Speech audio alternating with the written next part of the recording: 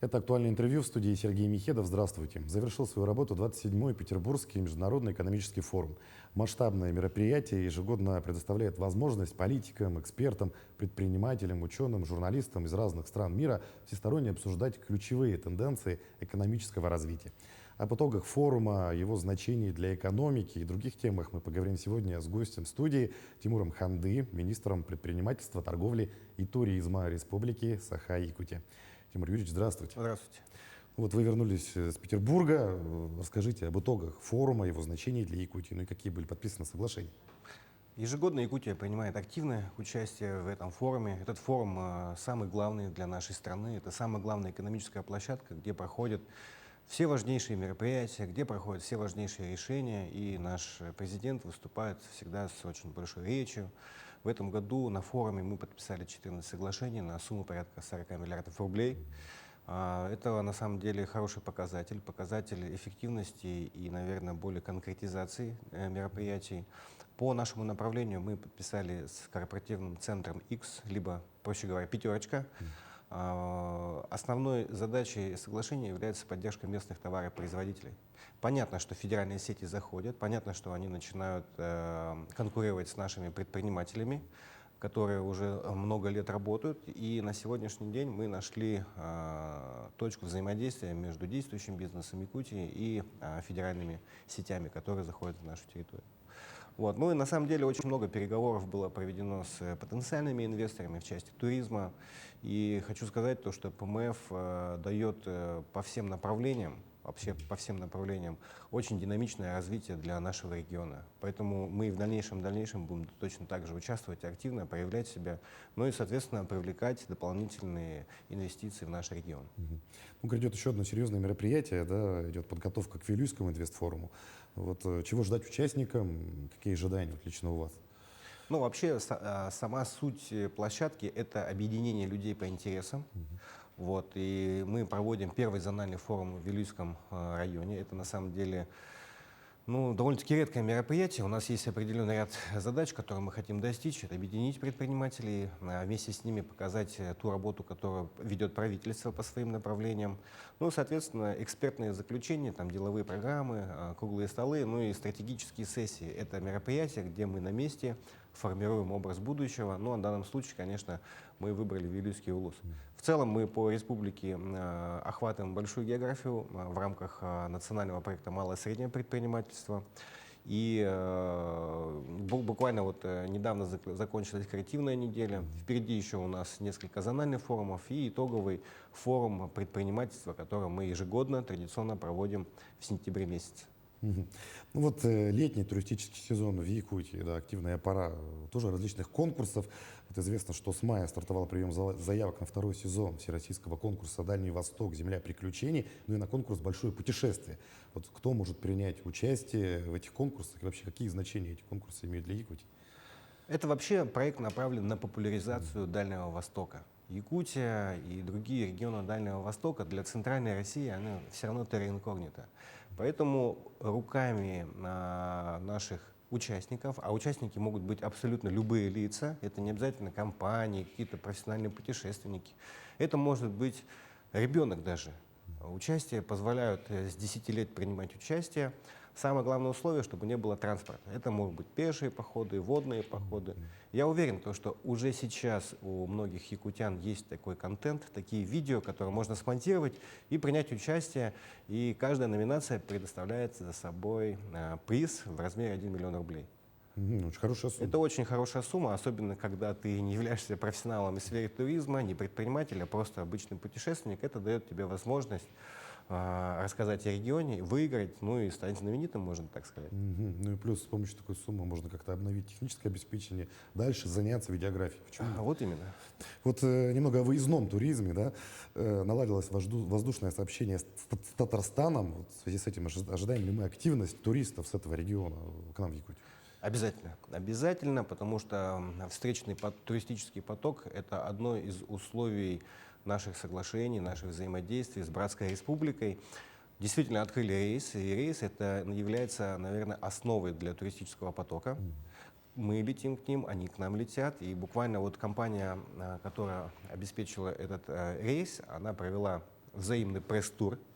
Значит, большая компания журналистов поехали с Якутии в Татарстан и обратно. Тем самым как бы начали популяризировать туристические маршруты. И это выездной туризм для якутян, и для нас это въездной туризм тоже. Поэтому это очень хорошее направление, и мы будем дальше работать над тем, потому что по аналитике больших данных мы видим, что наиболее большие потоки, да, если не исключать трансфер, они идут по прямым рейсам. Вот сколько рейсов есть, наиболее большое количество именно уникальных туристов. Это не люди, которые прилетели по работе, а люди, которые прилетели конкретно с целью отдохнуть, посмотреть, посетить туристические объекты, на которые сегодня у нас готовы, потому что мы уже готовы к Дети Азии. Мгм. Ну, плюс якутяне любят выезжать в Татарстан, многие якутяне даже там проживают временами, поэтому... Очень большая сообщения, диаспора, да, между очень большая прочим, диаспора да. там проживает. Ну вот социальное предпринимательство, да, тоже одно из наиболее популярных направлений развития бизнеса среди якутян, вот, направлено на помощь людям с ограниченными возможностями здоровья. Вот, поделитесь, как можно выиграть грант на развитие вот такого собственного дела? Ну, я, наверное, расскажу, что такое социальное предпринимательство, изначально, чтобы люди понимали, стоит ли вообще двигаться по этому направлению. Оно отличается лишь тем, что имеет особые требования для того, чтобы поучаствовать в гранте до 1 миллиона рублей, если эти предприниматели из арктических районов, до 500 тысяч рублей, если это предприниматели из оставшихся районов. Это безвозмездная сумма, которая направляется предпринимателям на обеспечение, на выравнивание их рентабельности, на финансовое обеспечение. То есть, может быть, что-то оборудование хотят купить, может быть, какие-то компенсационные расходы сделать. Ну, то есть, дополнительно 500 тысяч рублей, либо миллион для бизнес-процессов. А теперь социальное предпринимательство, что это такое? Это не любая социальная сфера обслуживания, да? Это, наверное, больше для категории граждан с ограниченными возможностями. Это те, кто ведут бизнес самостоятельно, индивидуальные предприниматели, допустим, с ограниченными возможностями. Либо, может быть, это предприятия, которые производят товар или услугу для таких категорий граждан. Вот. Но мы, конечно, пытаемся расширить, потому что у нас республика имеет определенную специфику, и, соответственно, мы чуть-чуть расширяем. Допустим, если мы в районе имеем всего лишь одну хлебопекарню, то это, конечно, социальный бизнес. Потому что если хлебопекарня закроется, то все население останется без хлеба. Поэтому в точечном режиме мы в таком формате работаем. И хотелось бы, вот, пользуясь случаем, поблагодарить предпринимателей из социальной сферы. Это вот детские сады, между прочим, частные, то же самое. Частные школы. Благородное дело, очень сложное, не скажу, что это очень высокорентабельное дело, но это вот зов сердца, по которому предприниматели идут, это их мечта, это их, ну вот, можно сказать, даже боль, которую они хотят решить. Решая эти задачи, они решают очень много задач, таких же похожих у людей. И на самом деле социальное предпринимательство на федеральном уровне сейчас начинает получать все больше и больше федеральных мер поддержки. Одно из последних декларированных, что дается год подписки на HeadHunter, это поиск трудовых ресурсов. Не секрет то, что сейчас мы испытываем по всей стране кадровый голод, но тем не менее как бы для социальных предпринимателей в данном случае есть и такая дополнительная поддержка на федеральном уровне. Ну, она обязательно пойдет на пользу.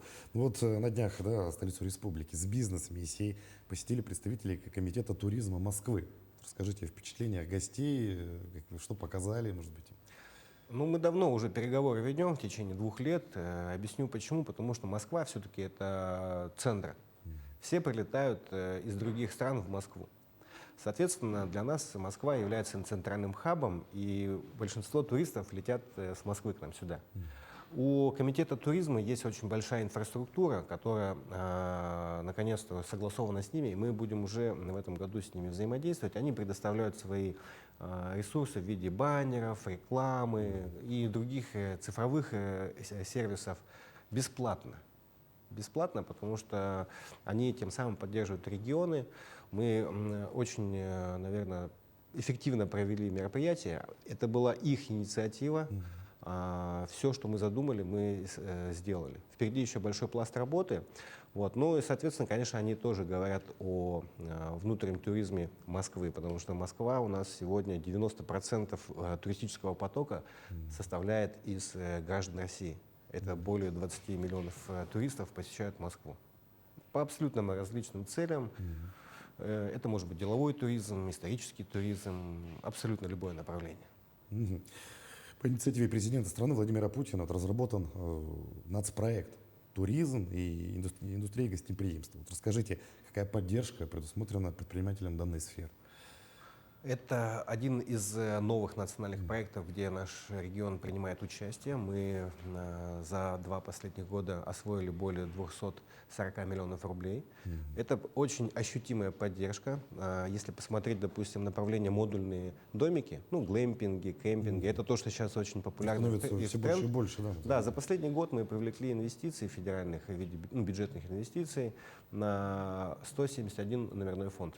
Для понимания, у нас строится гостиница «Космос» на 150 номеров. А модульные домики — это 1-2 номера, но их много, они рассредоточены по всей республике. Мы, конечно, пытаемся их как-то централизовать, чтобы развивать регионы, которые, ну, районы, которые уже, ну, типа Хангаласского района, где у нас, да, вот основной хаб на Булганихтах, на Ленские столбы, на Тукуланы. И поэтому в этом году мы продолжаем эту работу. У нас в этом году будет мероприятие по субсидированию туристического оборудования. Туда входят на самом деле очень большой перечень предметов, которые можно будет субсидировать, компенсировать, либо купить, да, за эти средства. Здесь очень важно, чтобы при формировании заявки были сформированы туристические маршруты. Если туристический маршрут проходит вдоль лесного фонда, где нет связи в целом, то спутниковый телефон является туристическим оборудованием в данном случае. А если мы идем уже в лесу, где есть сотовая связь, то мы уже не сможем предоставить субсидию на спутниковую связь, потому что это уже не является туристическим оборудованием. Вот таких нюансов очень много. Туда входят таблички для бассейнов, нагревательные элементы. Позапрошлом году мы выиграли в федеральном центре субсидию для наших предпринимателей и в полной мере их освоили. Это очень хорошая история, и мы сегодня видим, как выручка и динамика этих компаний успешно растет. Сегодня спрос намного превышает предложение. Я думаю, что и наши жители чувствуют это, когда в любые праздничные дни очень сложно забронировать любые туристические объекты, что касается и близлежащих, и даже если посмотреть в соседних районах, там тоже всегда все занято.